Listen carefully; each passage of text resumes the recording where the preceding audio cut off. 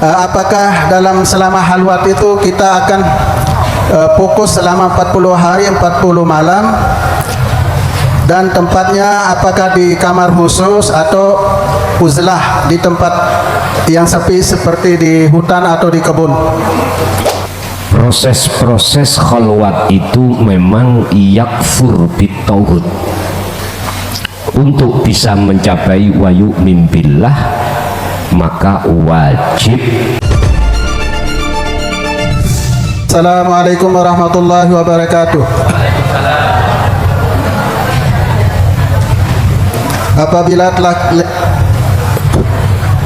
Apabila telah lenyap atau panas sifatnya hamba, maka nyatalah sifatnya Allah.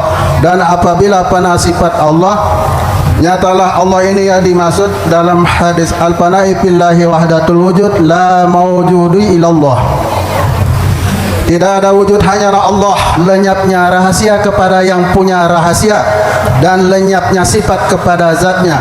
Nah, yang inilah, orang seperti inilah yang sampai kepada Allah sesuai dengan hadis qudsi, iza ahbabtu abdi ahastuhu fa iza ahastuhu habistuhu. Apabila aku cinta kepada hambaku, maka aku ambil dia, dan apabila aku mengambilnya, aku inilah sebagai gantinya. Mohon nanti dijelaskan maknanya Abah Guru Yai. Dan pertanyaan yang kedua terkait hal semedi atau halwat. Untuk mencapai kesempurnaan dalam halwat itu, apakah harus selama 40 hari 40 malam seperti halwatnya Nabi Yunus di dalam perut ikan, dan seperti halwatnya Nabi Musa di Bukit Tursina? Dan pernah saya dengar Abah Yai Guru mengatakan halwat seperti ayam yang sedang mengeram, tidak akan meninggalkan sarangnya kecuali telurnya sudah menetas. Nah, di sini pertanyaannya, apakah selama halwat itu kita akan fokus selama 40 hari 40 malam, dan tempatnya apakah di kamar khusus atau uzlah di tempat yang sepi seperti di hutan atau di kebun? Dan yang terakhir, apakah bisa halwat itu dilakukan pada malam hari saja, kemudian siangnya bisa kita aktivitas dalam kerja? Itu saja Abah Guru Yai, mohon dijelaskan. Wabillahi taufiq wal hidayah. Assalamualaikum warahmatullahi wabarakatuh. Waalaikumsalam warahmatullahi wabarakatuh. Jikalau dalam hati seseorang yang Allah sebut sebagai min ahli auliyaillah, calon bahkan sudah menjadi kekasih Allah, itu kefanaan sifat nama zatnya, maka itulah yang kami sebut sebagai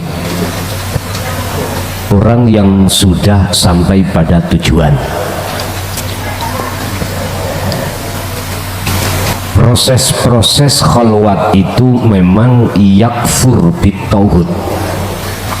Untuk bisa mencapai wayu mimbillah, maka wajib memfanakan seluruh apa yang kami sebut tadi, termasuk nama, sifat, atau zat. Dan itu kami sebut sebagai tauhid. Hal ini Allah jelaskan di dalam surah Al-Baqarah ayat 256. Wa may yakfur bitauhidi wa yu'min billah. Barang siapa meninggalkan dalam hatinya yang disebut tauhid wa yu'min billah, maka dia akan sampai pada tujuannya adalah Allah. Jadi nyatanya wujud Allah itu setelah fananya selain Allah di dalam hati seorang calon kekasih Allah. Kalau sudah fana dan nyatanya wujudnya Allah, berarti ini sebagai kekasih Allah, sesuai apa yang Allah jelaskan di dalam surah Yunus ayat 62 dan 63. Inna awliya Allah, sesungguhnya para kekasih Allah ikulah khaufun alaihim walahum yahzanun. Yang namanya wujud sakliyane Allah itu sudah enggak ada. Cuman di situ ayatnya itu bahasanya pakai bahasa sanepan, la khaufun alaihim walahum artinya tatmainul qulub.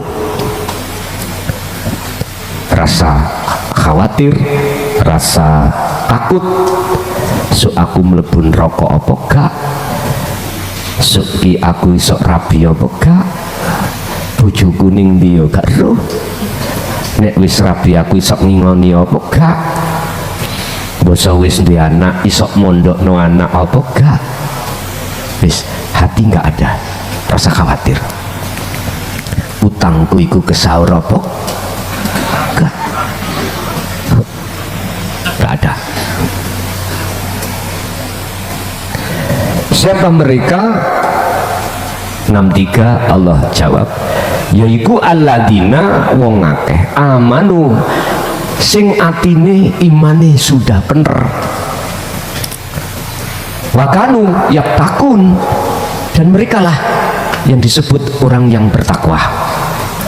Niki artinya otomatis Pak, wujud nyatane Allah di dalam kefanaan perkara yang wujud itu akan terjadi manakala wujud sing kok terko wujud sing asline mboten wujud itu tidak wujud. Bingung wis? Saya ulang, wujud di dalam kefanaan, wujudnya Allah di dalam kefanaan itu akan terjadi dalam hati calon kekasih Allah terlebih dahulu. Sebab apa perkara yang kau anggap, kau terka, kau sangka wujud, yang sebetulnya itu tidak wujud, itu akan digerus atau dihancurkan oleh sesuatu yang wujud. Kemarin saya katakan, mengapa sih dalam Al-Quran itu wujud Allah itu gak batin tok, kok dinyata noning dohir? Tujuannya untuk ngusir wujudnya makhluk sing kok terko wujud. Aslinya itu wujudnya Gusti wis ngelu maneh tambahi rapopo. Wis kudu ngono memangnya. Wal awal wal akhiru wal zahiru wal batin. Itu yang pertama. Yang kedua tentang khalwat. Memang zaman para rasul kekasih Allah itu Pak, ada ceritanya sendiri-sendiri, termasuk Nabi Yunus, termasuk Nabi Musa memakai bahasa 40 hari 40 malam. Terus kemarin memang saya launching kok iso yo kuwi yo kaya umure endok telur. Dan artinya kita memposisikan di mana himmah sejak gede kuwi untuk menuju dan bertemu Allah itu diletakkan mana. Kalau Rasulullah itu beliau lakukan hatta ya'tiyakal yakin, surat Al-Hijr ayat 90 ya 90-an itu ayat terakhir niku 99 apa piye 99 ya. Beliau lakukan itu sampai akhir hayat. Mengapa saya muncul kalimat 40 hari 40 malam? Padahal sebetulnya yang namanya khalwat itu sampai akhir hayat. Itu semata-mata jenengan ini fokus di dalam 40 hari 40 malam itu melatih supaya dilepas 40 hari 40 malam ini mudah jenengan iki menemui Allah sampai akhir hayat. Ngoten lho karepe. Apakah ini hanya dilakukan malam hari? Wa minal laili fasjud lahu fasabbihu lailan tawilan. Enggak. Mungkin kita harus geser di dalam surah Al-Ahzab ayat 42-43. Zikir itu dilakukan yo siang yo malam. Khalwat, uzlah, bertapa, meditasi itu tidak mengenal waktu dan tempat.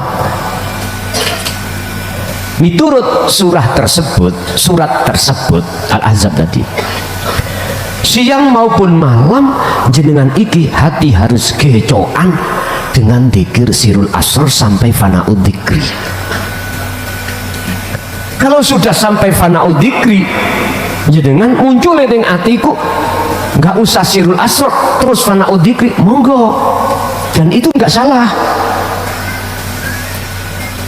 itu nggak salah karena sudah sampai ke fana'ud dzikri. Kalau belum, itu tetap kita harus mengasah su'aul basyirah sampai hakul basyirah. Mungkin dilihat dalam surah Al-Anbiya ayat 29, kalau enggak 27, 29. Surah Al-Anbiya.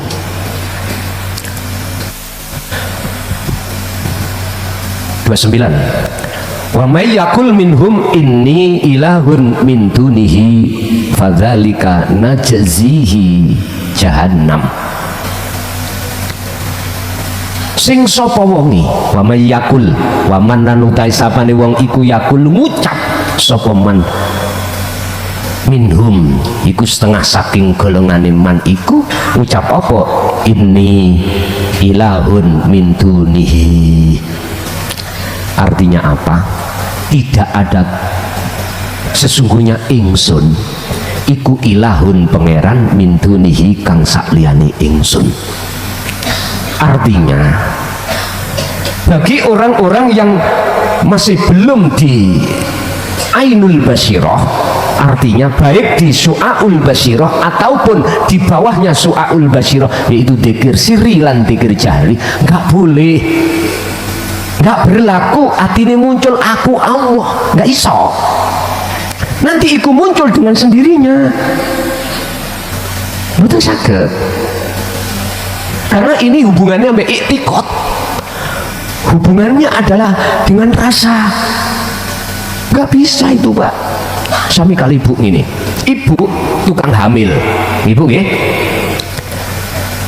belum waktunya babaran atau waktunya melahirkan, disuruh untuk melahirkan uat ditenteni, ya ora iso. Nanti kalau itu sudah waktunya yang Allah tetapkan datang, gak usah ngeden, gak usah nguat, wat sendiri, untuk diri.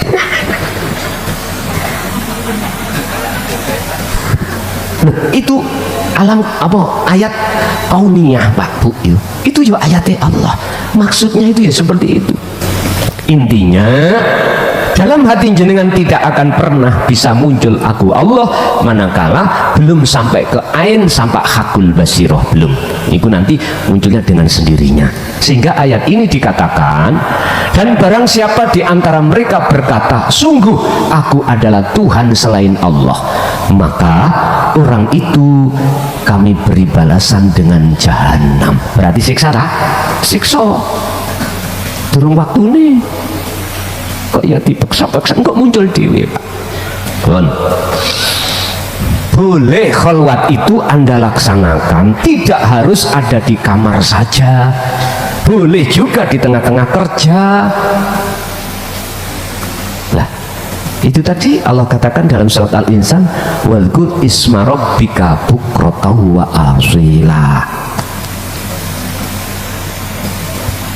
Pagi dan siang, pagi dan siang dan malam, pagi, siang, sore, malam. Dan ini sudah diteladankan Kanjeng Nabi. Tinggal kita mau melaksanakan atau enggak. Dan ini tidak akan pernah dilakukan oleh kita sebagai umat manakala kita belum terlibat di dalam pemahaman la ilaha illa anta. Jadi khalwat itu tidak harus 40 hari 40 malam. Hal ini harus jenengan lakukan sampai kematian jenengan miturut surat Al-Hijr 99. Kalau miturut Al-Ahzab itu hanya membahas baik siang maupun malam tetaplah kamu berzikir, ingat pada Tuhanmu, fasabbih, dan sucikanlah hatimu dari perkara selain Allah itu, baik bukrotau wa asila, baik siang maupun malam. Nggih. Urusan nanti kapan waktunya jenengan iku dikatakan liqo, bertemu Allah atau di maqam musyahadah Allah, itu sudah Allah janjikan bahwasanya itu pasti akan terjadi. Mekaten. Lanjut.